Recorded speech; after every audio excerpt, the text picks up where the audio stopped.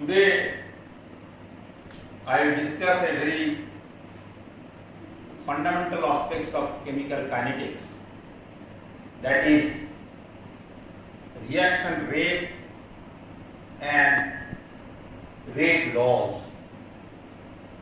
Basically, if you know the reaction mechanism, then it is very necessary to write the rate laws.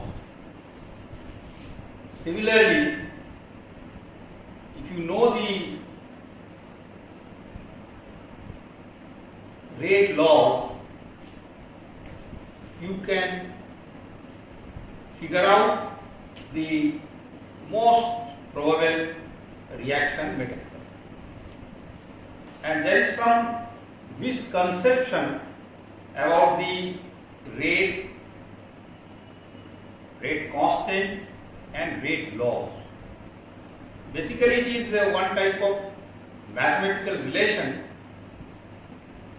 between the rate constant and the concentration. And it is not necessary that always we should consider the concentration of the reactants. It may be product as well as the catalyst also. Now, I have taken some very simple example from these two important books of physical chemistry, that is Physical Chemistry by Ghosh and Physical Chemistry by G.M. Webb. Now, the simple part of this reaction, suppose there is a transformation. A is converted into B, or A plus B is converted into C plus B. So, such type of transformation corresponds a change in linear function of concentration, and that is the ideal definition of the rate laws. And you have already studied in your school level or your college level, and this is a very common lesson.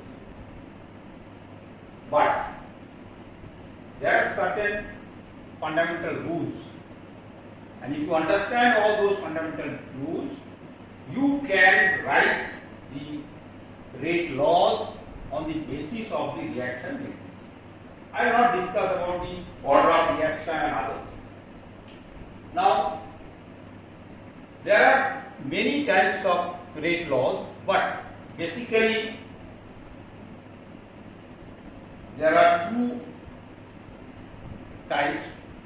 One is called the differential rate laws, change in concentration with respect to time.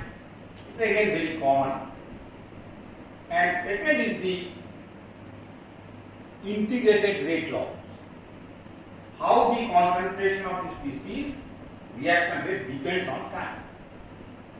Now, I can explain it very simply. We generally write. So, before doing any rate law, we must understand what is actually extent of the reaction and what is the difference between extent of the reaction and degree of reaction. That is the most important part. If you see, I am giving some very simple example. You all studied the simple reaction of hydrogen-halogen reaction. H2 plus Cl2 reaction, or H2 plus I2 reaction, that is equal to HR. And generally we write that rate constant and it depends upon the concentration of hydrogen or the concentration of light. It is normal procedure. But if I want to study another reaction,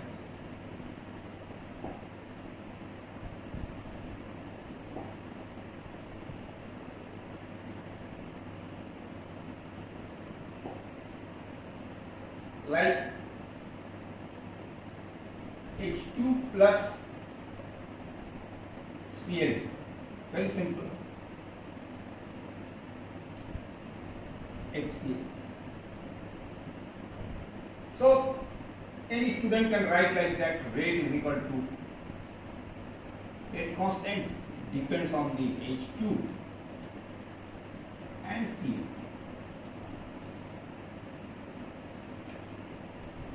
But if I ask you,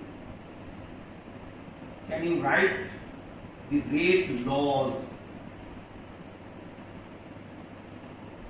This reaction,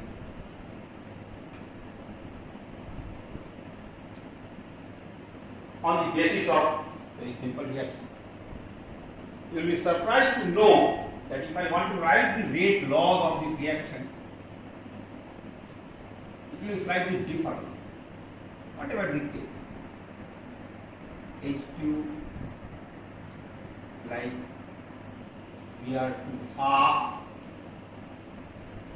1 plus HBr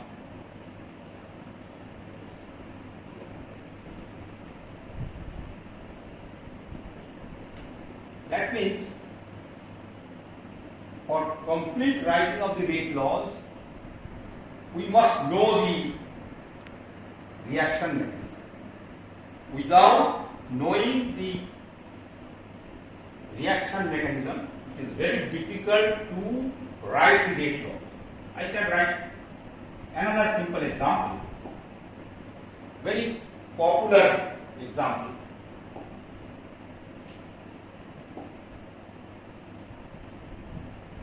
C6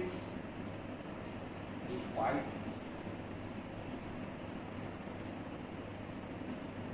aniline react with HNO2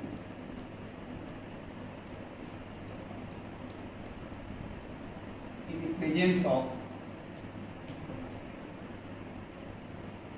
so we can write product is C6 H5.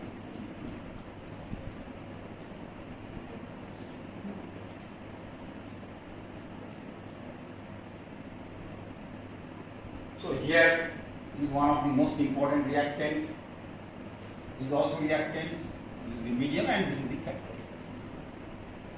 But if I want to write the rate laws of this reaction, so it will be again this is equal to some constant HNO2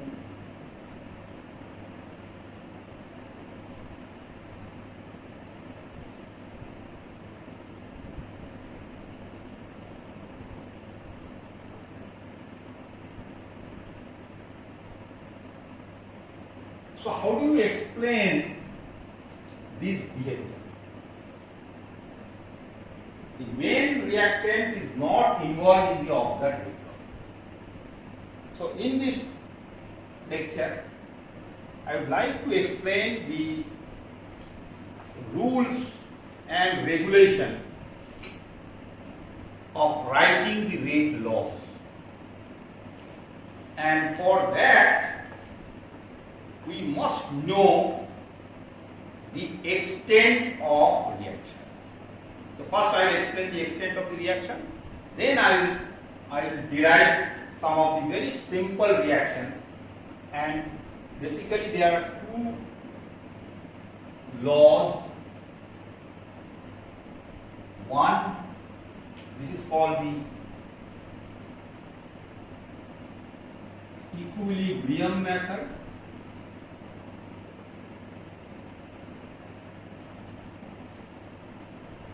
And second is steady state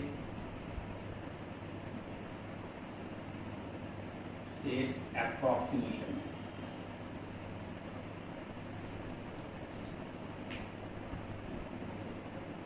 So with the help of this very simple example, you can understand that every reaction has its own rate laws.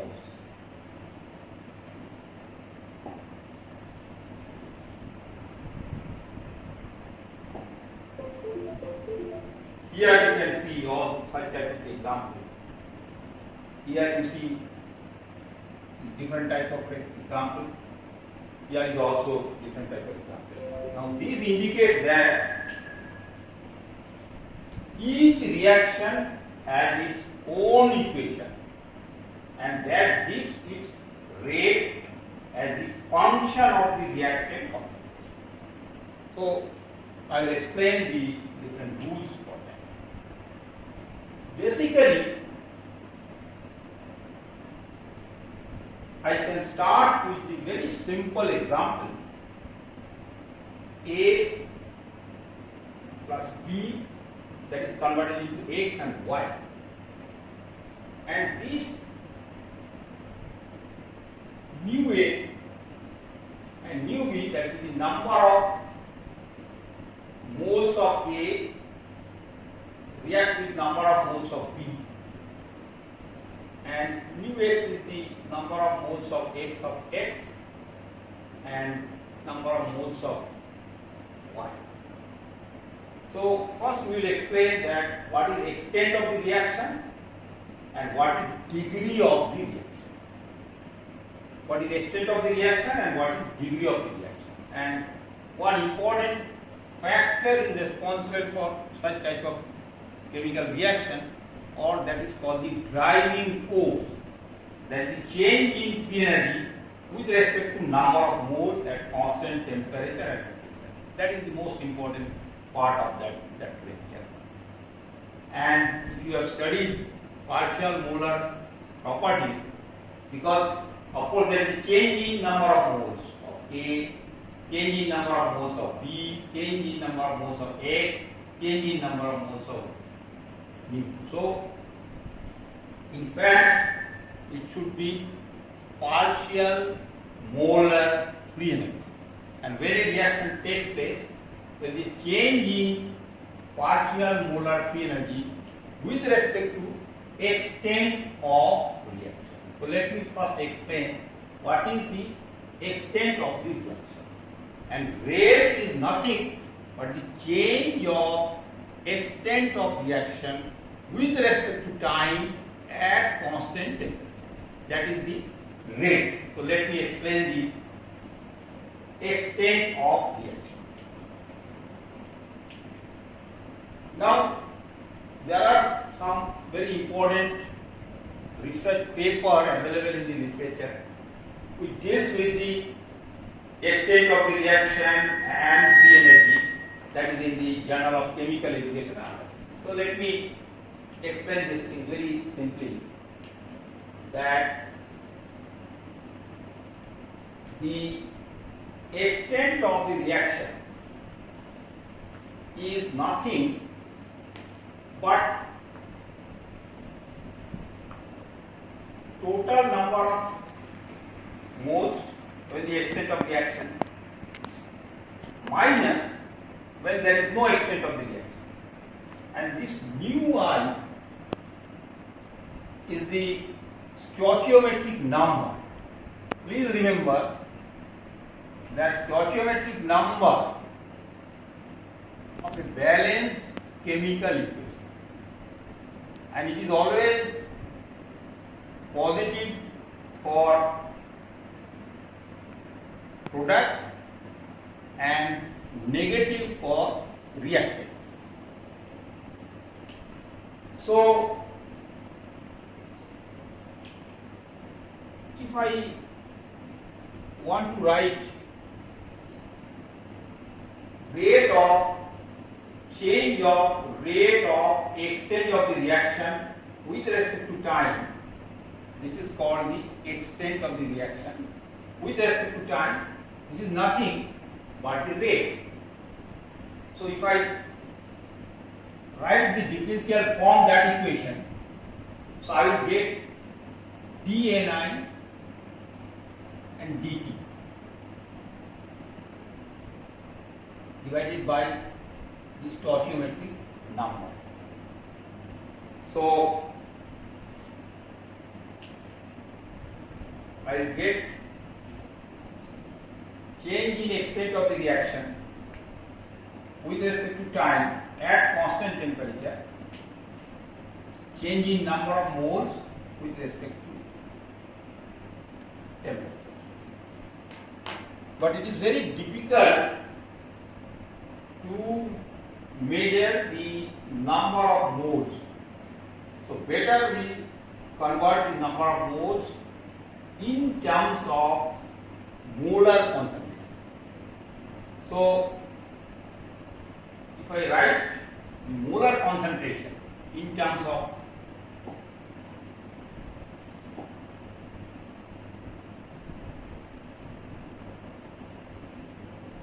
we have already written T is high,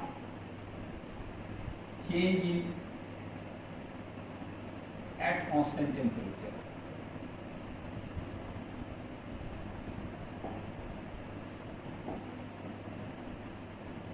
Is equal to TNI TT at constant 1. This is stoichiometric number. Positive for product, negative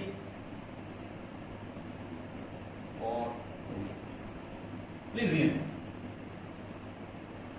Or sometimes what happens, suppose there is a reaction A plus B, C plus D. You can write like that, suppose DNA, DT, DNB, DT. And how this stoichiometric number A, small b, small c, small d, coefficient, stoichiometric coefficient. So the number of moles A with respect to time is directly proportional to this A. So A, so sometimes we can write like that 1 by n, A d, n A, dt. 1 by d, d n.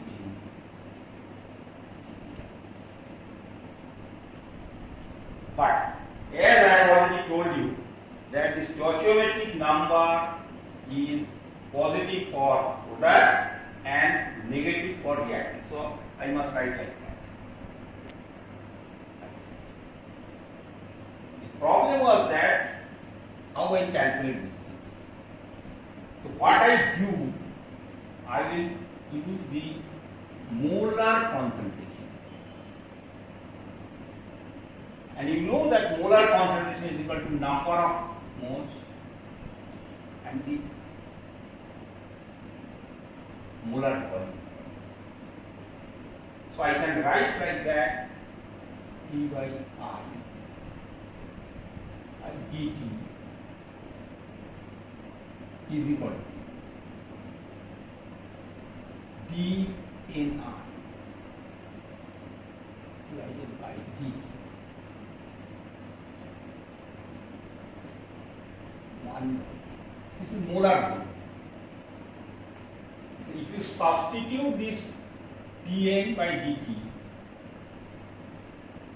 here,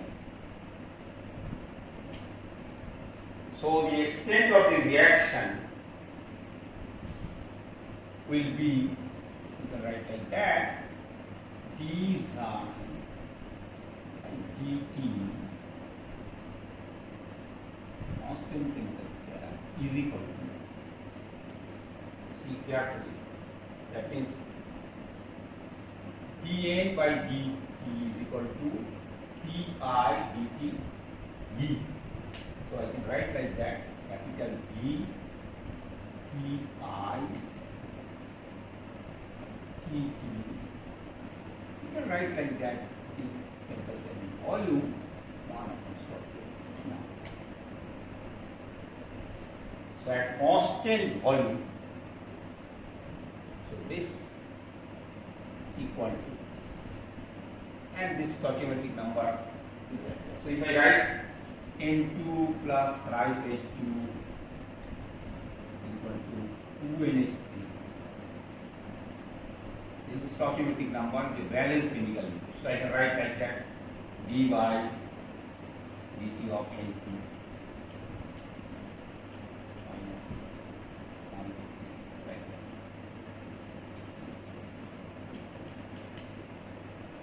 Plus d by dt.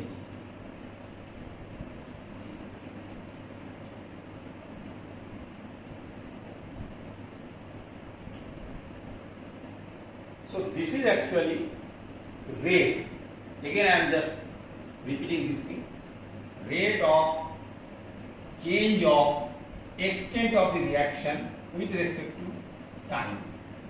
This is actually molar concentration. This is the actually origin of rate and the actual rate. And sometimes what happens that even you can write in terms of pressure also. You can write in terms of pressure also. That means in place of concentration, molar concentration you can take. But most of the cases we use this type of reaction. So that is actually extent of the reaction. And degree of reaction. So that is called the alpha. This is divided by xi divided by xi maximum. So, this is degree of the reaction. When maximum reaction, maximum conversion and actual extent of the reaction. So, extent of the reaction divided by extent of reaction, maximum, that is called the degree of reaction. And this is called rate, extent of the reaction.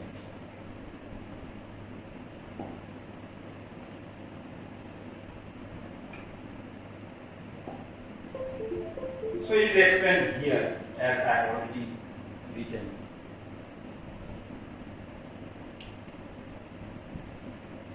So this is the molar concentration equal to K9. Again, differential form. So I just substitute the value of dN by dt in this place. It will. And most of the time, if V is constant, so the extent of the reaction, or now you can call it the rate of the rate. Actually, this is actually rate. And then, now my second part is that how do you write the rate law? I will give only one or two examples. As you know that a reaction is consists of large number of steps. Sometimes they are called the multiple steps. So we have to identify fast and slow steps. And then there are certain norms, and on the basis of these norms we can understand the mechanism. So there are two methods. One is equilibrium method, and second is the steady state approximation method. And the steady state approximation method is the most reliable method. And there are certain fundamental rules. And if you understand all those rules, you can write any rate laws of any complicated reaction. It is vice versa. That is, if you know the rate law, you can write or you can predict the mechanism. Or if you know the reaction mechanism, you can write the rate laws. Now, there are four steps. First step is that write the most probable mechanism. Then identify the rate determining step. That means slow step. Second, identify the intermediates. There may be one intermediate, there may be two intermediate, there may be three intermediates. And then removal of all those intermediates. And finally, you will write the final rate law. So, and the question is that you have to write the rate law. Now suppose I am giving one very important reaction. If you know the rate law, divide between mechanism which is consistent with the rate law. So this is the rate law. My question is that will it be possible for you to write the mechanism of this reaction? This is the overall reaction and there are certain steps. And this is the rate law. Before going into details of a particular reaction, I am using a very simple reaction so that you can understand. And if you understand the simple reaction, you are able to solve this reaction. So this is today's part. First I will write a simple reaction and then I will solve it. That's all.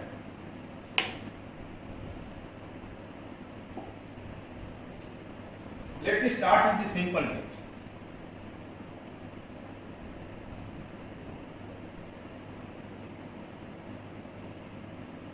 A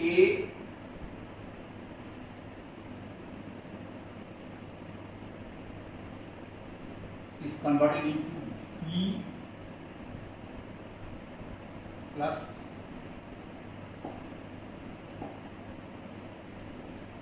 M.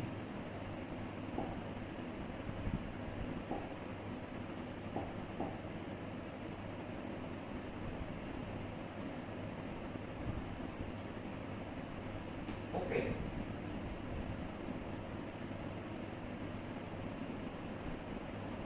And then M we have to write here.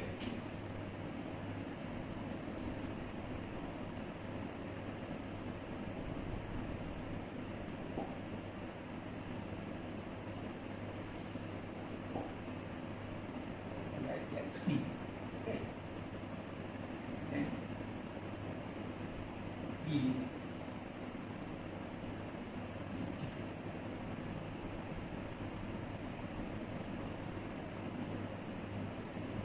And rate constant is like A1, A inverse 1. There is only two states of this reaction.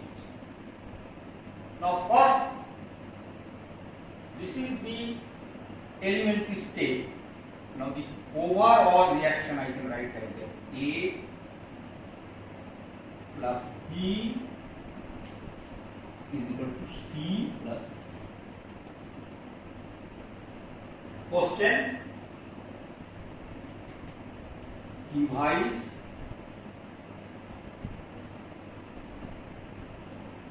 rate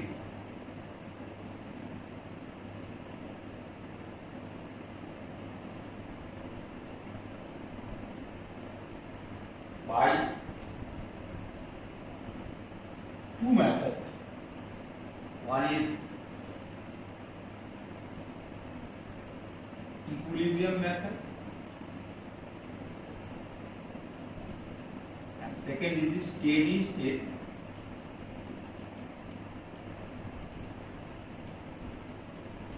Okay. So first point is that identify rate determining state. And there are only two elementary states, which is overall reaction.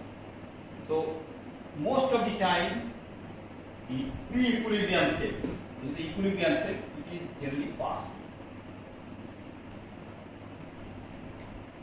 And second step is slow.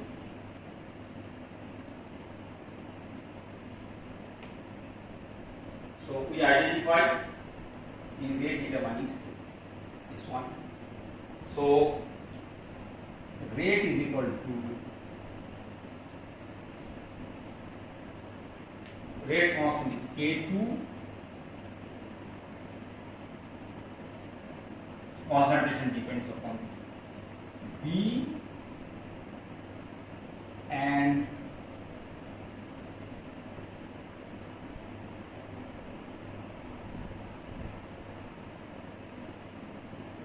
this is slow step. Second step is that identify the intermediate. The red color, this is the intermediate. This one is intermediate, this one is intermediate. Because it exists for a very short time and it is consumed. Now there are two methods. So first I will explain the equilibrium method and then I will explain the steady state method. So first is the equilibrium method. I have to eliminate this M. So why is equilibrium method? Because we know that at equilibrium rate of forward reaction is exactly equal to the rate of backward reaction. So I can write like that, Ka is equal to K inverse 1 C and M. Or you can write that K is equal to K1 and K inverse 1, that is equal to C M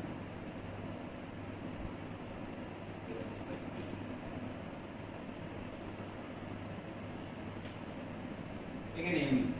So I can write, I have to eliminate the M. So M is equal to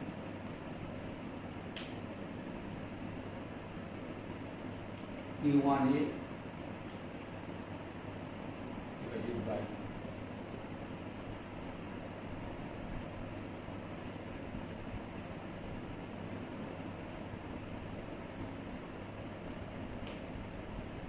now I have to substitute the value of M in this equation.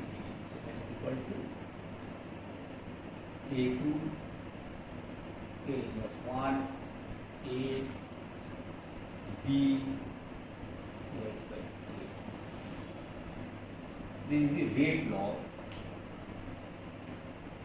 determined by the equilibrium method.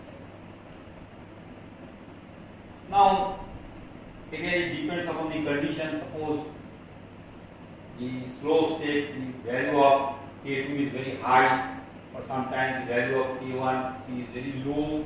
So depending upon the magnitude of this rate constant, you can eliminate one thing. Suppose the value of K inverse is very slow, you can eliminate this. So this is the equilibrium method.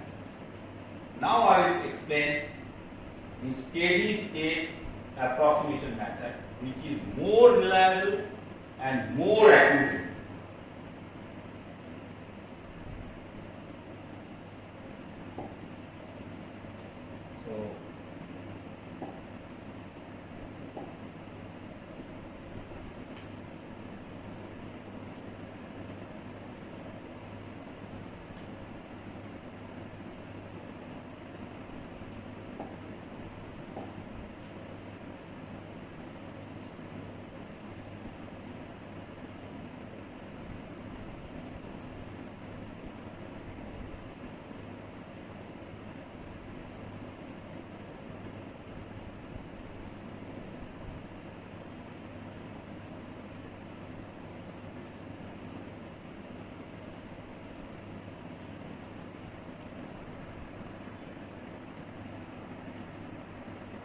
Now I am using the steady state approximation. First step is common, steady state approximation. Steady state approximation. Very important. Why it is called the approximation method?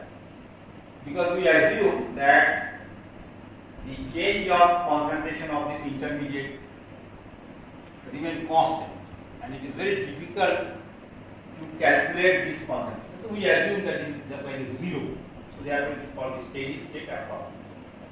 So first step is identify the slow state, common. So rate is equal to K2 C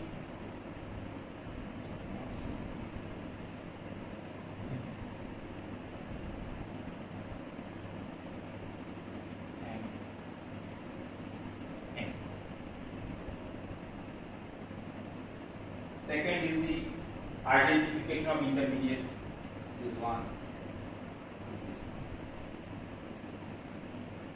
Now we will eliminate applying the steady state approximation.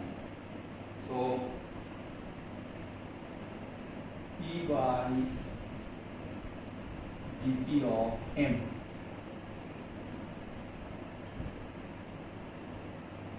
here. First case, M is produced, but in backward reaction, M is consumed. So when M is produced, so I can write like that. K1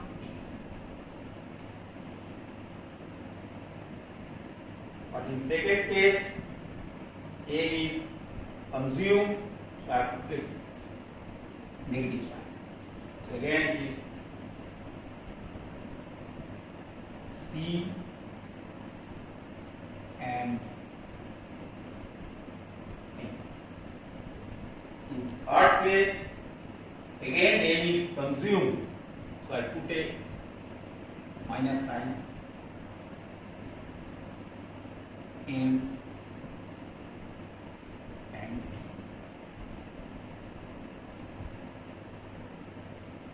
now apply the steady state. Steady state method means we assume that this value is 0. It is equal to 0. Therefore, it is called the steady state approximation method. The concentration remains constant, and it is absolutely impossible to determine the change in concentration of the intermediate with respect to time. So I can write like that. K1A. So this is equal to 0. I am sorry, we should write here K inverse 1 here.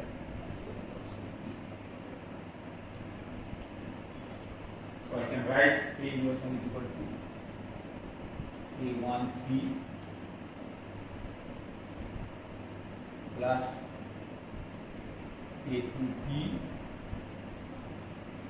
and of course M here. So M is equal to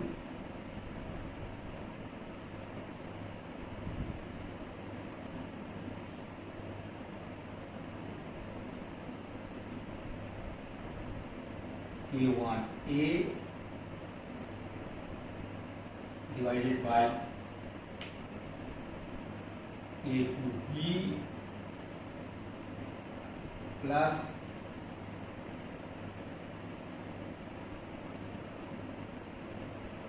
very simple. And now the substitute of M from here.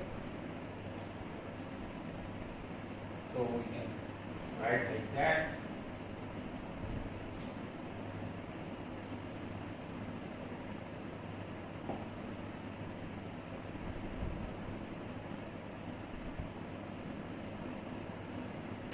Right.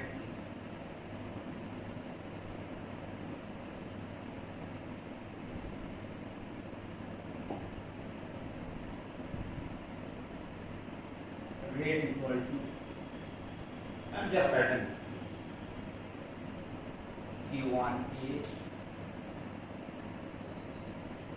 K2B divided by K1C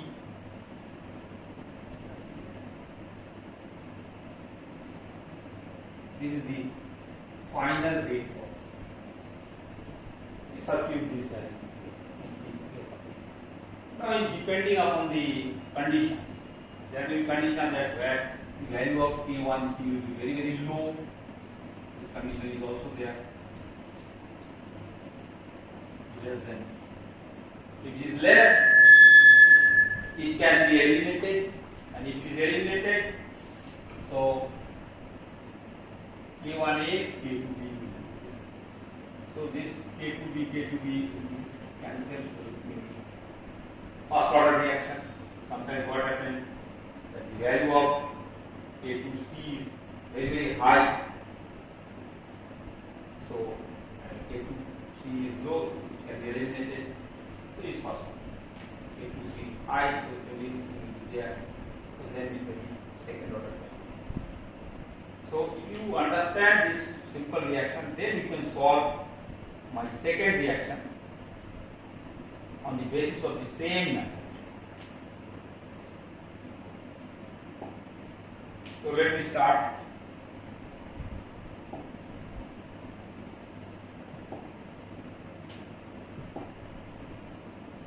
Reaction is very simple.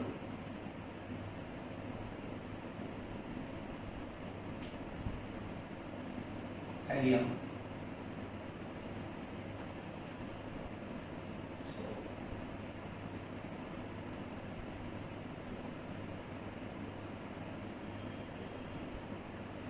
This is the overall reaction, and rate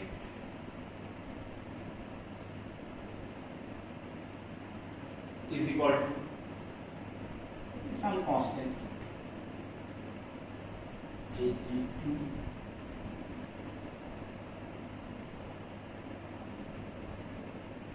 PL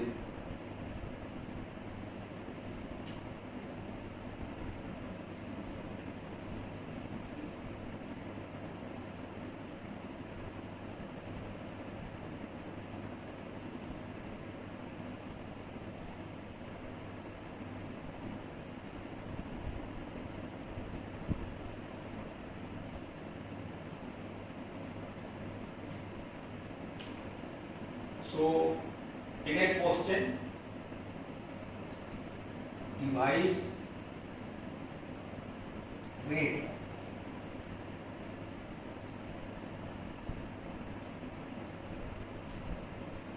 For writing rate laws, first point is that this is overall reaction. You have to write the mechanism. Again, it's a tentative mechanism. It's not like that most, we generally call it most proven probable mechanism. So, first we will write the mechanism.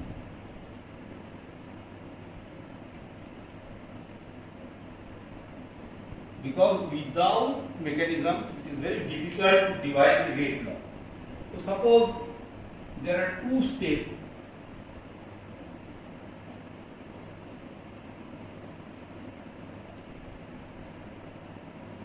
First state, I think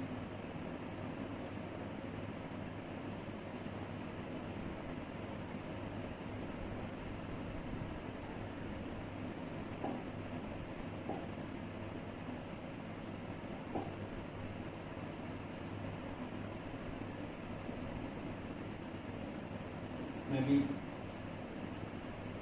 K1, right? Then second is Ag will react with helium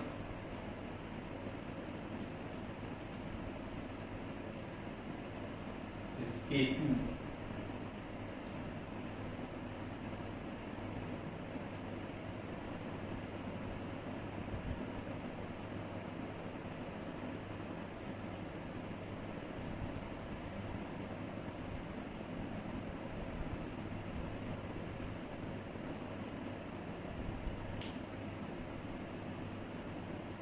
Now, if you know the mechanism, you can write the rate laws. First we will apply the equilibrium method, which is very simple method. What is the first step? First step is identify rate determining step or the slow step, because there is only two steps. This is again pre-equilibrium state, which is fast, and it is rate determining state, which is slow. So I will write, and rate is equal to rate constant K2 depends upon the. So what will be the second step? Elimination of elimination.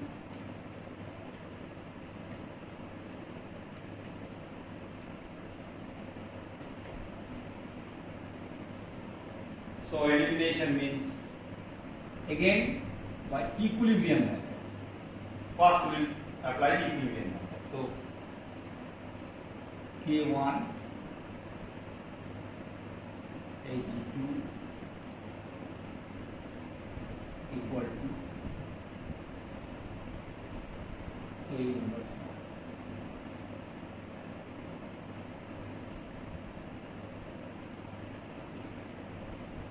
So K1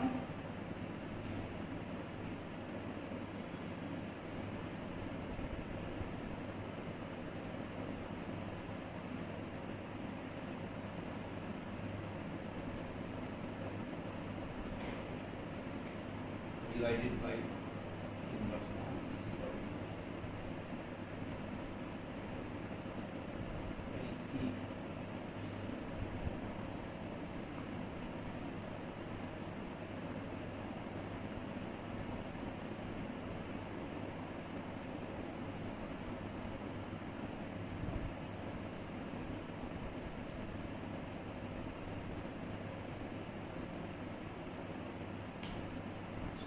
G is equal to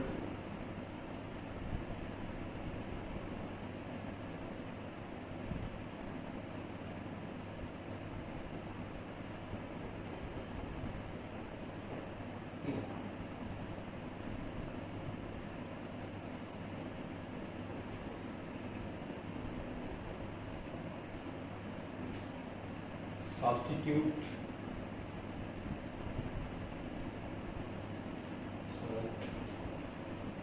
Rate is equal to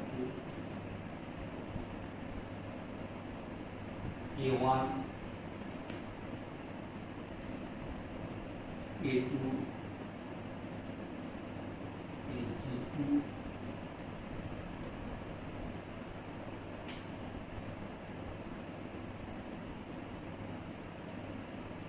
TL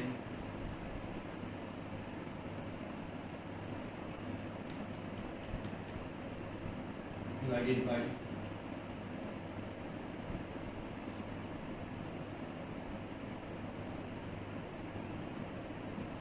C. This may be some constant. So this is the equilibrium method. By that simple equilibrium method, you can determine the rate. Similarly, you can apply the steady state approximation method, which is also very similar to that same method. Only thing is that we have to determine this Ag with the help of steady state approximation. So now I will explain another. Here is only one intermediate. Suppose there is two intermediate. So the procedure will be slightly different, but the mechanism is same. Thank you.